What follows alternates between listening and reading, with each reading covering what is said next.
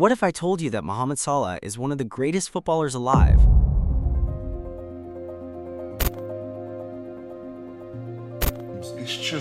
He's breathtaking. And why I say he's breathtaking, not because he has a great game all the time, but he scores. He's clinical. Was involved in the most chances in Europe in football. Somersley sifted on for Salah, 3-0! A Champions League winner, Premier League legend, and record breaker, yet outside of Liverpool fans, he's barely mentioned in the same breath as Messi or Ronaldo. Why? How can a man conquer Europe's biggest stage and still be treated like an afterthought? How does a player break every record, carry a nation on his back, and still get overlooked? It's the mighty Mo! This is the story you weren't told. When you think of global football superstars, names like Messi, Ronaldo, and Mbappe dominate every headline. But Salah? He's there, just not in the same conversation. It's strange, because his career numbers, his rise from poverty in Egypt, and his insane work ethic should make him one of the most celebrated players alive. He isn't, but why? Before the sold-out stadiums, before the trophy lifts, before Europe even knew his name, Mohamed Salah was just a skinny kid from Nagreg, a small farming village in Egypt with fewer than 30,000 people. A place where football wasn't a career, it was a pastime. At 14 years old, Salah's dream was already unrealistic. There were no elite academies here, no scouts lurking in the shadows. The nearest professional club was 2 hours away by bus, and Salah had to take 2 buses each way. That's 4 hours of travel every single day, just to train. And remember, he was still in school. It wasn't glamorous. He'd leave home at 9 a.m., miss classes, train for hours, then ride back home, exhausted, often eating his lunch on the bus. But here's the thing, he never once complained.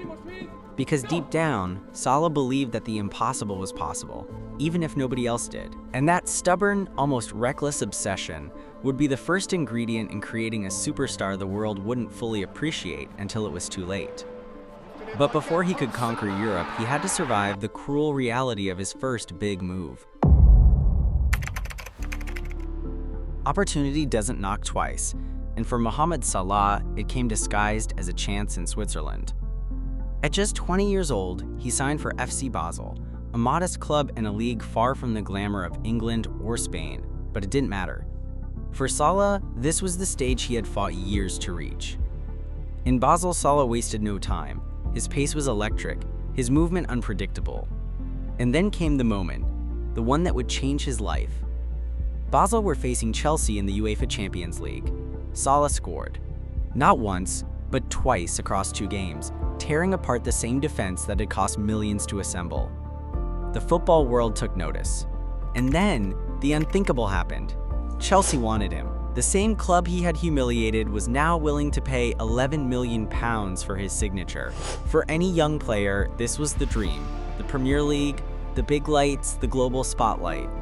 Premier League is a fantastic league, and this is my dream. I play in Premier League, but now I play in one of the big team in Premier League. But dreams have a cruel way of turning into nightmares. Salah expected to prove himself on the pitch.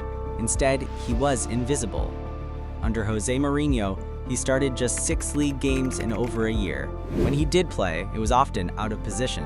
The excitement from Basel vanished into frustration. The media that once praised him now questioned if he belonged. Everybody wants to be a number 10 these days, isn't it? Where do you play, son? Oh, I'm a number 10. Get out wide and start walking. Critics labeled him a flop, and the boy who traveled 4 hours a day to chase his dream was now being left out of matchday squads entirely. For most players, this is the part where the story ends, where talent rots on the bench and the world forgets your name. But Salah wasn't most players. He knew the only way to rewrite the script was to leave the stage entirely.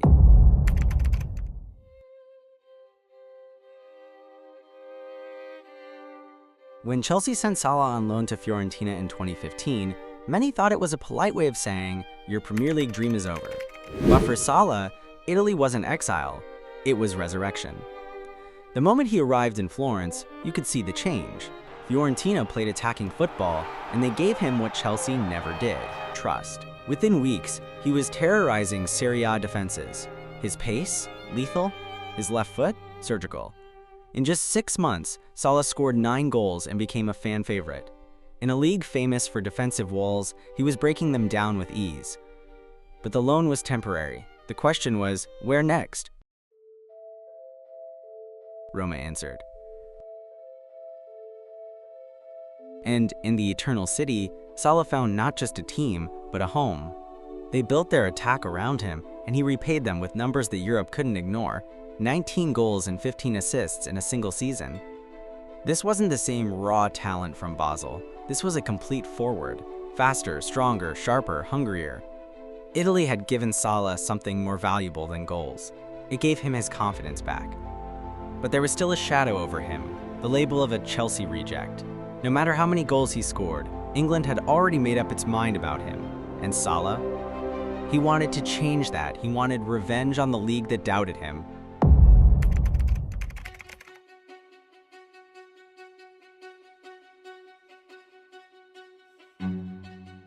When Mohamed Salah stepped onto Anfield for the first time in July 2017, few realized history was about to be rewritten. But the problem is I was in Rome, I was happy also there. When I had the chance to come, I was thinking too much to stay there more or to come here. But because when I was young, it was a dream for me, so I take a decision, then I come back. The headlines called him a risky signing. Some mocked Liverpool for paying £36 million for a Chelsea reject, but Jurgen Klopp saw what no one else did. If everybody's fit at the start of the season, I didn't think he might not get in the team because you were looking at Coutinho, Firmino and Mane. And it wasn't such an outrageous thing to think, was it? A forward who had tasted failure, learned from it, and was now ready to destroy everything in his path. Week after week, the numbers grew. By December, he'd already scored more league goals than he had in his entire Chelsea spell. By April, he was breaking records that had stood for decades. Most goals in a 38-game Premier League season. A golden boot in his very first Liverpool season. And in all competitions, 44 goals. Liverpool's Champions League run that season was chaos.